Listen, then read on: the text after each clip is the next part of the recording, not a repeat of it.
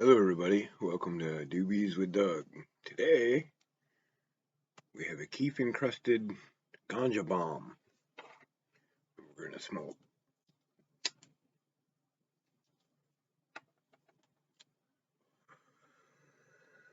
I spent the entire day yesterday in a little college town east of here in the valley called Corvallis.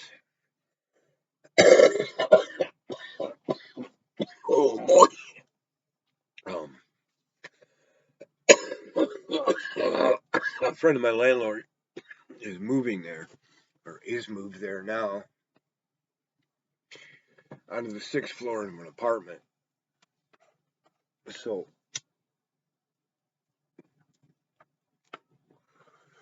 when I volunteered for the gig, because it was volunteer work, um,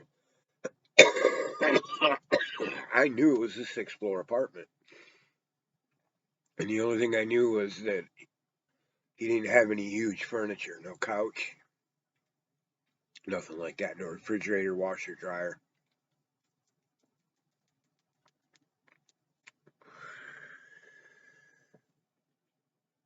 So I fully expected a day of running up and down stairs all day. So when we got there, that's what I was keyed for, ready to rock and roll. Well, we got permission to use the elevator,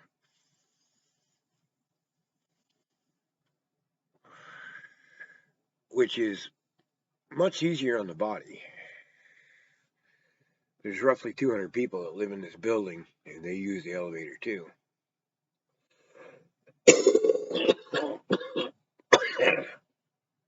So it ended up being a very long day of hurry up and wait, hurry up and wait, hurry up and wait.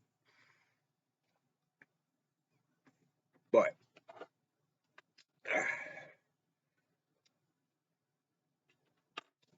it's an interesting day. Got everything moved in. Met a cool autistic kid that remembers everything. It was funny. He was sweeping up in the lobby of this place. And he had one of those little, trash scoopers on a handle that it lays down flat and makes like a bucket dustpan thing and a broom. And every time he'd sweep something into it, he'd go, "Go!" Like one of them Spanish soccer announcers. It was hilarious. It was cracking me up. And then every time he'd walk by the U-Haul, he would talk about the dates that he had gone by the U-Haul before. September 18th, 2017, U-Haul in the alleyway. Had to go around. you know, Kid was awesome, man. He was keeping me entertained all day.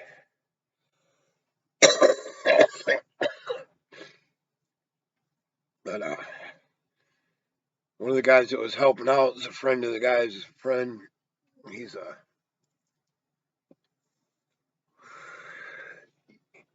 licensed farmer, ganja farmer. So him and I had a chance to kick it throughout the day. And he got the idea that I've got a fair bit of knowledge about growing ganja. Ooh, it keeps falling off. You'll have that from time to time. Drop it on the tray.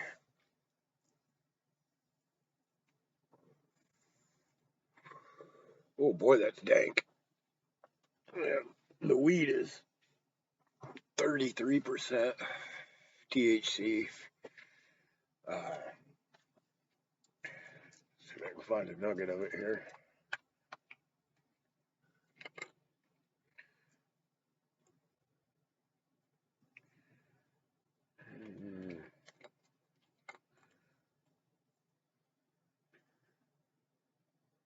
It's well done, well grown, tight. I mean, I can only put like that much in my grinder at a time or it won't turn. Damn it, I'm dropping Keif.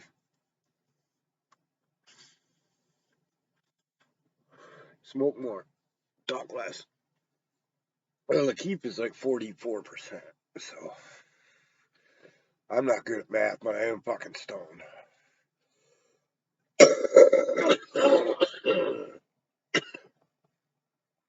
And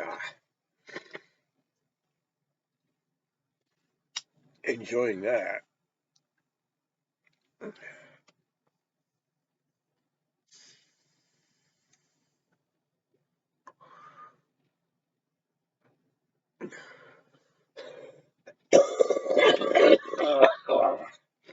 So what's going on this week?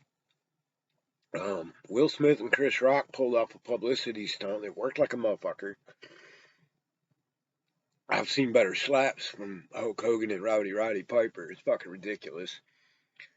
Anybody that's ever studied what it takes to be a stuntman and learn the shit knows that both Will Smith and Chris Rock failed that class. That was a horrible looking fake slap.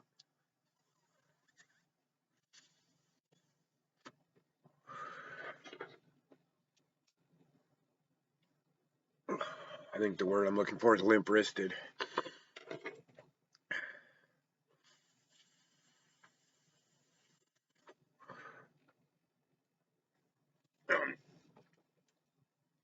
There was a guy named Boss Rutan. There still is. He's still alive. He's still around. He sells equipment and what have you. And commentates and fights. But when he was a fighter, there was a promotion. The name of it escapes me because it was kind of inconsequential. But they forbid fist. Only open hand strikes were allowed.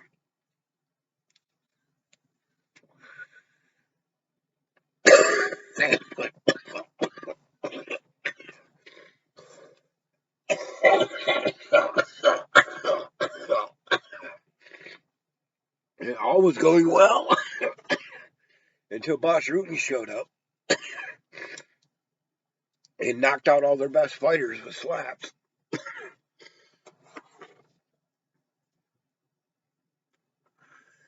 So if you're going to slap somebody with the intention of hurting them, you don't use this part of your hand. You use this part of your hand. Your palm, like that.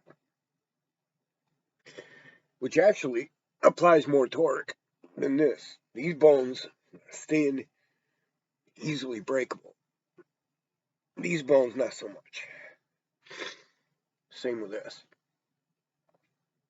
Bigger, harder bones mean bigger, harder hits.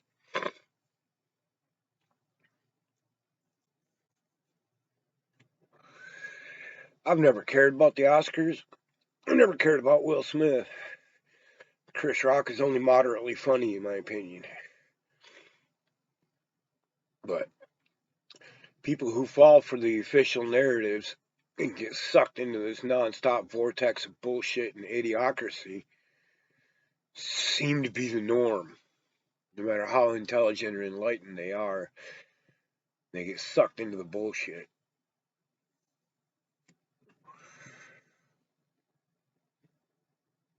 Even if he did slap him, which he didn't, who the fuck cares? It's two billionaires putting on a show. Who the fuck cares?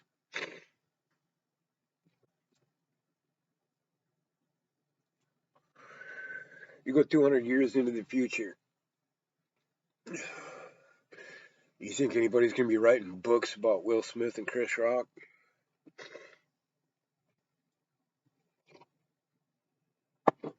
You think history's going to note them as anything but a fucking footnote?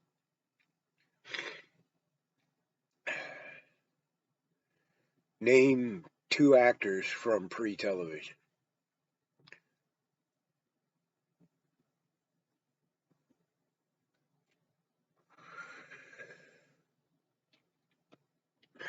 No one cares. Sorry, Will. Sorry, Chris. No one gives a fuck about you and your millionaire problems.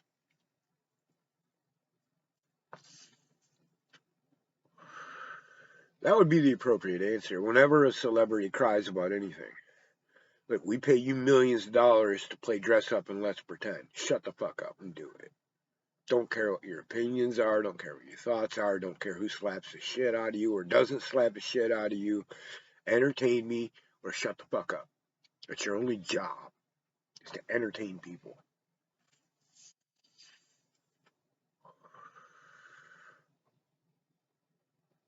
There was a gesture in some court. I don't know.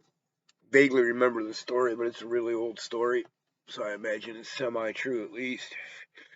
Who, in a fit of humor, slapped the king on the ass and said, "Excuse me, I thought you were the queen." We all know that comedian that can't hold his tongue. And the king sentenced him to death. But the king loved the guy. He thought he was the funniest fucking gesture he ever saw. So he said, "Because of your service to the crown,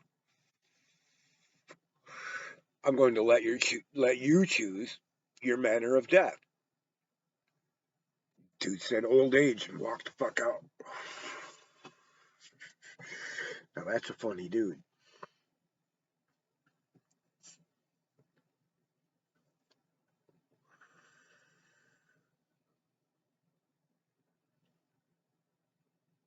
I highly suggest rolling your joints in Keif, if it's at all an option. It's a beautiful sunny day here. The cherry trees all blossomed out in my yard. I don't know if I can show you that or not. Let's have a try. No, it's just gonna come through all bright. There's a cherry tree right there all blue out. You can kind of see it. It's real pretty. And then there's a plum tree right behind me. You can't see from inside the camper. Well, you can, just a couple branches. Well, the one set of branches poking over here is a pluot tree that produces like 3 pluots a year. And then there's a wild plum tree behind that. And the pluot is white little flowers like that cherry. And then the plum is all brilliant purple. There's another big plum over on the other side of the yard and a bunch of them down here. They're wild plums. They grow. Beautiful trees, though.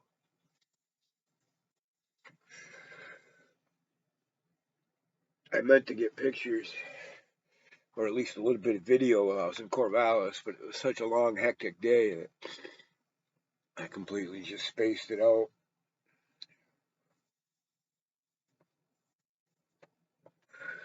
That, and to a lot of people here, stuff like that is super interesting. Oh, look at all those huge buildings made of red brick. Well, I'm from Michigan, so that's just a building to me. Uh, that's the thing that's hard to get across to people. That when you live in an area your whole life, in that area, you get used to what is and what isn't. Like out here, great big barns, old barns, they're a huge deal. People are taking pictures of them all the time, and people take tours to go look at the old barns. There's historical signs up marking the barns. I personally have worked in barns much, much older than anything in Oregon. I've torn down barns that are older than anything in Oregon. And you can drive 25 miles in central Michigan and see more barns than there are in the state of Michigan or state of Oregon. So no, I'm really not that interested in spending 7 hours driving around circles in the car looking at old barns. I spent half my life doing that. So it's not a big deal. Kind of like, sea lions are a big deal if you're from Indiana. They're not here. They're only a big deal to the tourists. To the rest of us, they're loud and smelly. Cool to see. I mean, it's a gigantic fucking animal. Giant predator. I mean, they're cool as fuck to see. But so are badgers. So, and having been all over the place, you realize that there's very few things that are a big deal everywhere.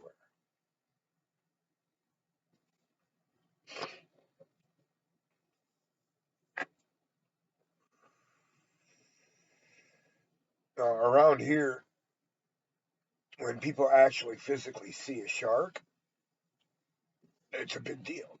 They talk about it. Sometimes, if it's big enough, it makes the news. Where I lived in Mexico,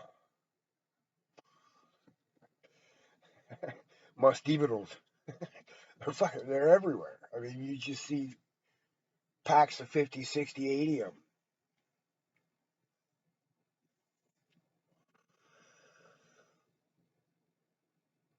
Swimming around. It's not a big deal. So there's that thing. And I guess that's why tourism is such a thing, because you go see what's a big deal somewhere else. Um, I've never really sat still for long. So I don't want to say nothing's a big deal, but it's not new to me.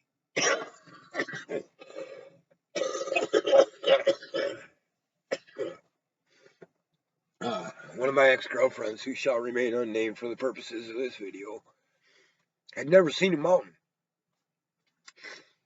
and bordered on panic attack when she found out she was going to have to drive across one.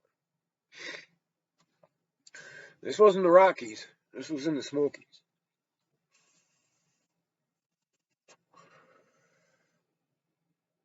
To me, that's just mind-blowing. How can you be afraid to drive down a road? You've been driving down the road all day. It's the same road. Does the same thing. Lays there and bees flat. The fact that it's on a mountain terrifies you. You've never seen a mountain in person, ever. Okay? Now, this person, you stop and think about the mentality it takes to be afraid of a mountain. She was also afraid of statues and clowns. A statue of a clown on a mountain, her worst nightmare.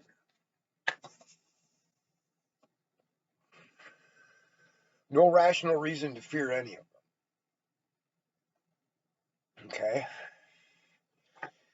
And that's part of this impression period I talk about as a child. When you're a child, how you learn most of what you're going to learn in life in the first 5 years. You fill up most of your hard drive in the first 5 years, and the rest of it's window dressing. Okay? So, if what you fill up your hard drive with is mostly bullshit, and you don't defrag, and you don't clean up your duplicate files, and you don't get rid of your fucking cookies, your shit slows down. And all of a sudden, you need a recipe to make macaroni and fucking cheese. True story. The recipe for macaroni and cheese is macaroni and cheese. The recipe is the fucking name. How do I make a peanut butter and jelly sandwich? Well, I peanut butter and jelly sandwich it. Right? So there's more to this indoctrination that happens in your first few years than you think. And it exhibits itself in different ways in different people. It shows up. If you honestly believe in your heart, since you're a little kid, that there's a magic wizard that lives in the sky that watches everything everybody does and makes a decision on whether or not they deserve to live in everlasting bliss or in everlasting agony, then it's going to be pretty easy to get you in the van without seeing the candy first. It's going to be pretty easy to get you to vote for and vote for and vote for and vote for a ruling class that doesn't give a fuck about you. It's going to be pretty easy if you believe in a talking fish or a talking snake and a guy that lived in a fish, and you get your wisdom from a dude hallucinating a burning bush, chances are you'll have no problem ingesting poisoned food every day of your life, knowing full well that it's poison.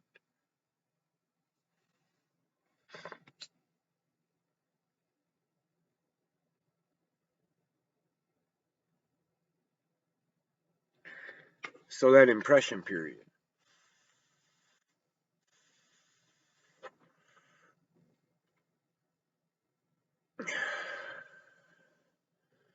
I had this conversation with a friend of mine the other day who's a young father. He's got a 3-year-old and a 1-year-old. And he's like, dude, I read and I read and I read, and I'm so confused about what to teach my kids. He says, I don't know what's bullshit and what's real. Well, okay, this is what you need to understand. Anything and everything you learn is irrelevant to your fucking kids. Do you remember what it's like to be a kid?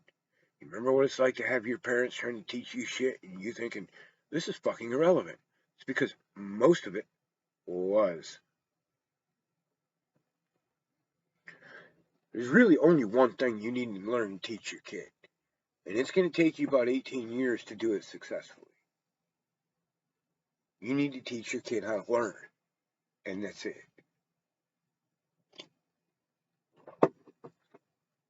You can't teach your kid what to think. You can't teach your kid how to think. You can't teach your kid when to think. You can't teach your kid where to think. The only thing you can teach them that's going to help them is how to learn.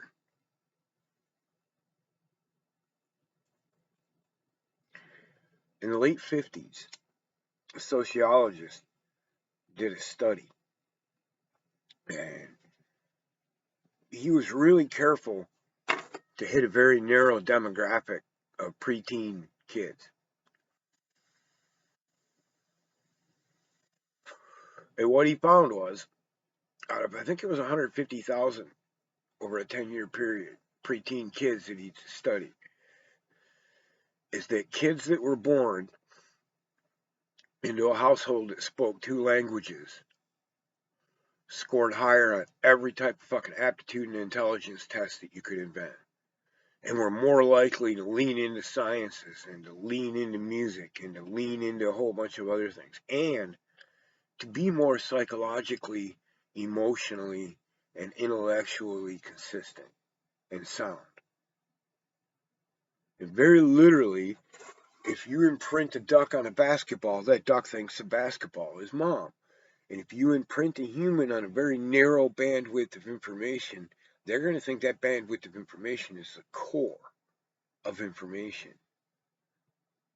Because by the time you're old enough to discern that this is just somebody's interpretation of the data, it's too late. You've already built this as your framework for the universe. You've already decided what red and blue mean to you.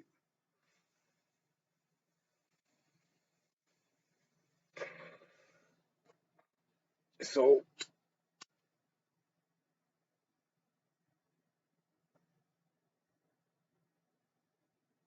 you go into these other studies and other things that have been looked at, like natural childbirth, midwifery, and having your. Well, I've personally witnessed thousands of people who have followed specific birthing procedures and post birthing procedures and the effects that it has on the kids. And it's not something you need scientific equipment or a background to witness. People born outside of a hospital in a kind and loving and quiet and calm environment do way better than people born in a hospital. Fact. It's just a fucking clearly observable fact.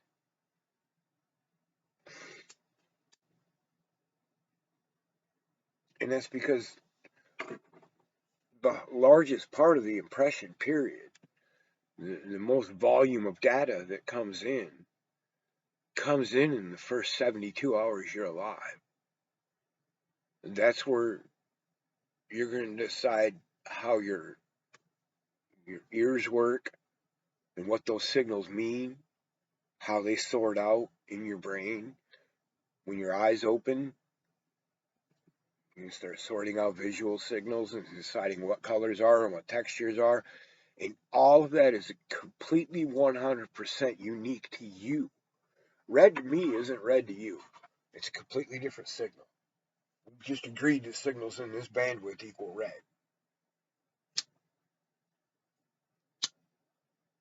But our brains don't see them the same way. Nobody's brains see anything the same way. Because we build these comparisons and these neural networks in our brain really early. So where you are during that period of time and who you're around means everything for the rest of your life. The shit that happens to you in the first week you're alive is the most profound shit that's going to happen to you. Think about it. You discover smell, color, taste, tactile, all of it.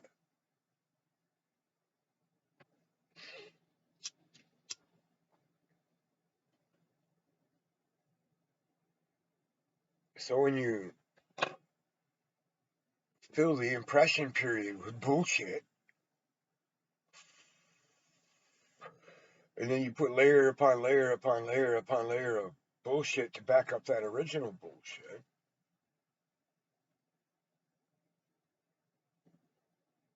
what you've created is a huge fucking mess that isn't going to make any sense until you somehow find a way to re-impress on reality. This fucking joint is dank as fuck with that Keif on. Whee!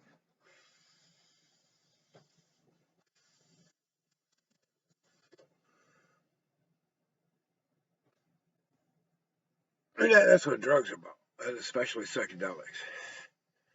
And shamanistic experience, and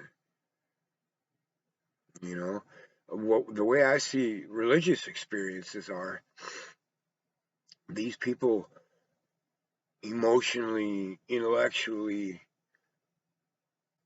get their chemical soup going and get that dopamine dumping and get that reward factor thing going chemically in their brain until they reach this psychedelic state, and then they re-imprint on the bullshit.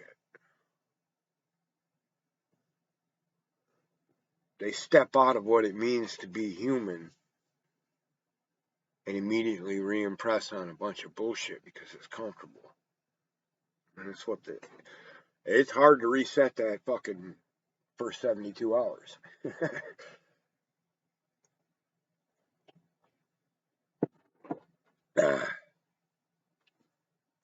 Thank God. Now, thank the midwife, baby. Did you see that kid coming out of there? Holy fuck, that's incredible.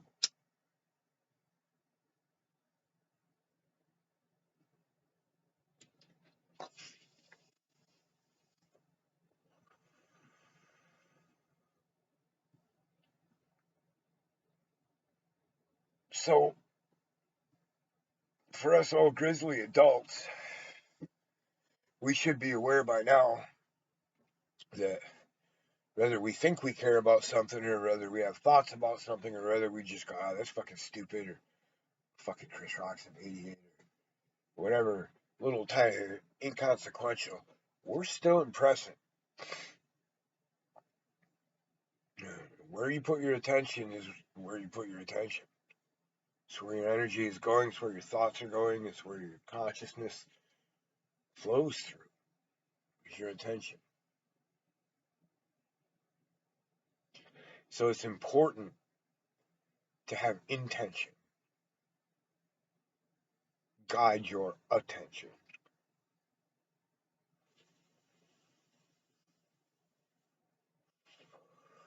I was taking a little poll recently of just people I know recently.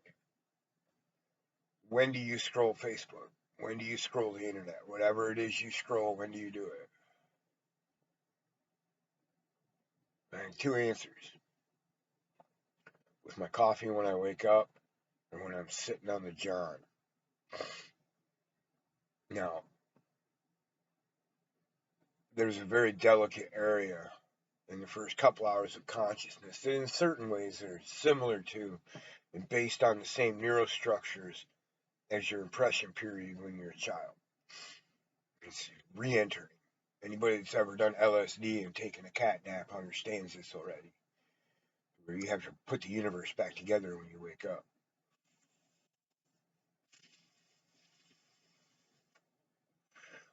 So, waking up and automatically putting yourself into this headspace where you're putting your attention into a place and allowing that place to stimulate.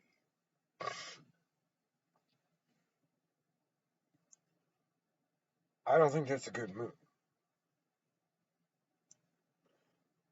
I don't get on the internet until I've been awake for at least an hour.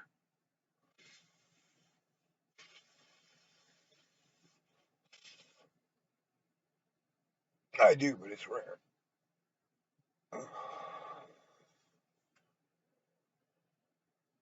And I also make a conscious effort to, especially in the morning if I'm on the internet, um, really tightly control what I'm looking at. I don't scroll.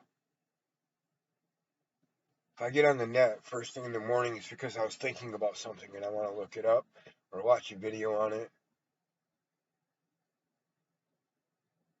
Or I'll turn on music first thing, which is probably your best bet.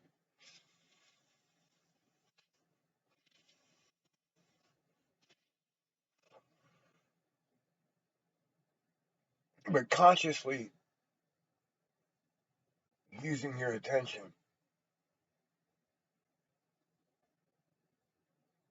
having intention, living intentionally. There's this movement called the intentional community movement. And it's been around for a while. And it's what the farm in Tennessee turned into. It used to be a commune, now it's an intentional community. Now, people misconstrue the meaning of that. They think that what it means is that they intentionally made this a community.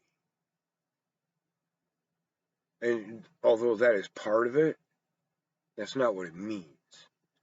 What intentional community means is a community of people living with the same intention. And that's really what I want to do here. I want to start a community here in Oregon whose intention it is to prove that kindness can be profitable.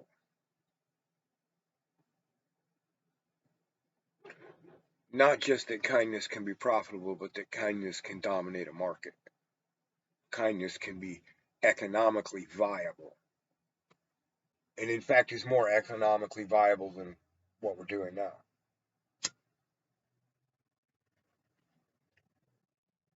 If this many people living in the developed world create that much value, imagine if everybody had access to the same tools to create value.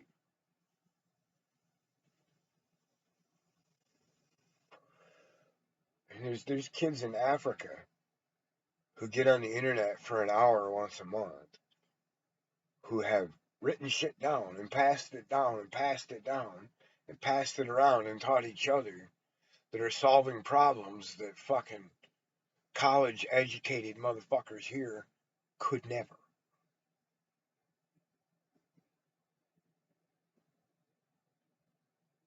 You can hand your average store manager of a Home Depot a whole bunch of problems, and he wouldn't be able to solve them without relying on other experts and big fancy tools.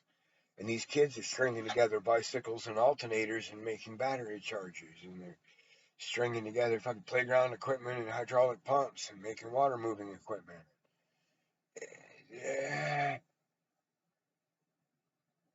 Empower these kids, see what happens.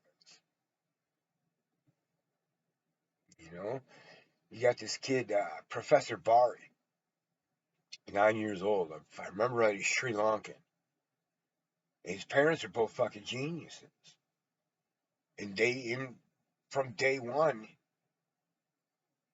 taught him science and math. Not just taught him, he was immersed in it. In utero. And this kid got his PhD at 9 years old. The world's youngest PhD. 9.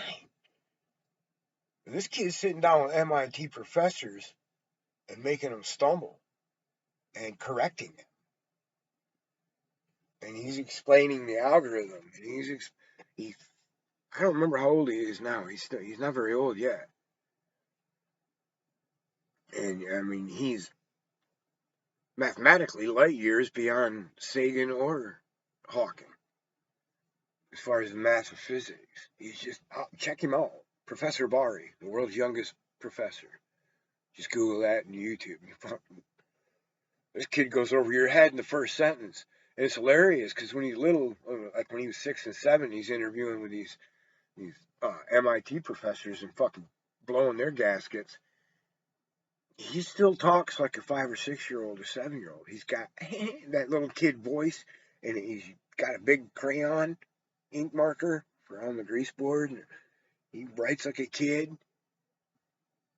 makes numbers and letters like a kid, but he's doing fucking equations this long. He wrote out Einstein's theory of relativity with an MIT professor. He just wrote it out from memory and explained it as he went. Like, fuck, it took me 3 years to understand that shit.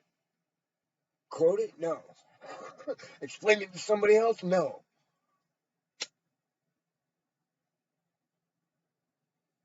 So,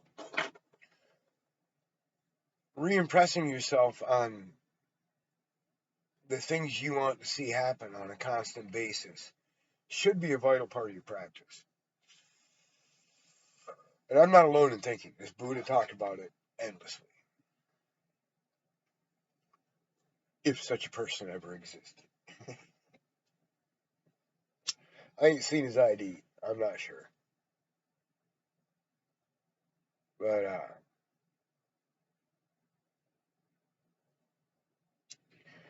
something very, very powerful about this intention. Living with intention. Because if you're not consciously guiding your attention, it's fair game for anybody.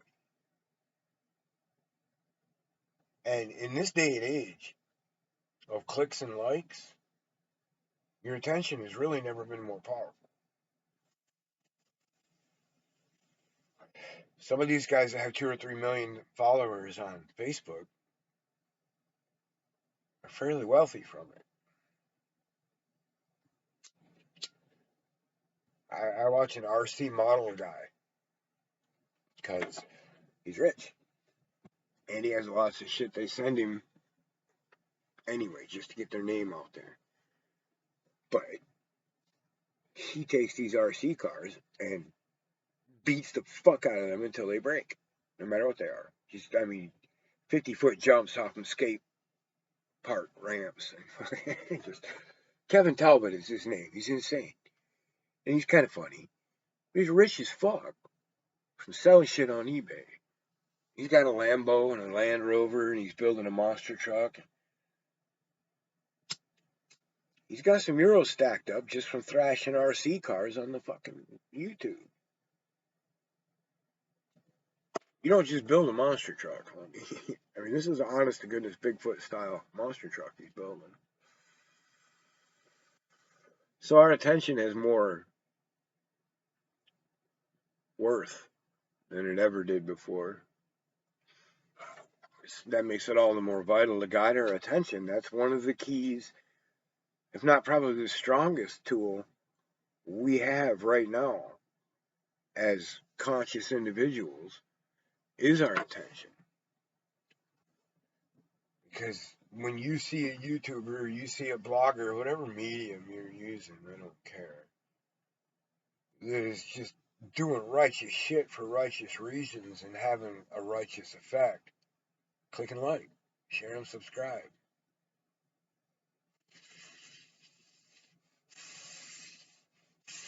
Relight your joint 99 times. This shit with that Keif on it has gotten so fucking gooey He doesn't want to stay lit, but I'm going to keep trying because I went in the Boy Scouts. They told me not to give up. Keep going.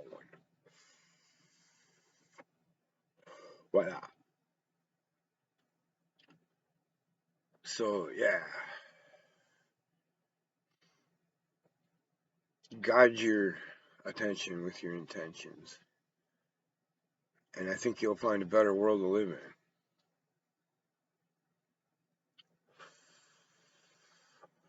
Here's looking at you.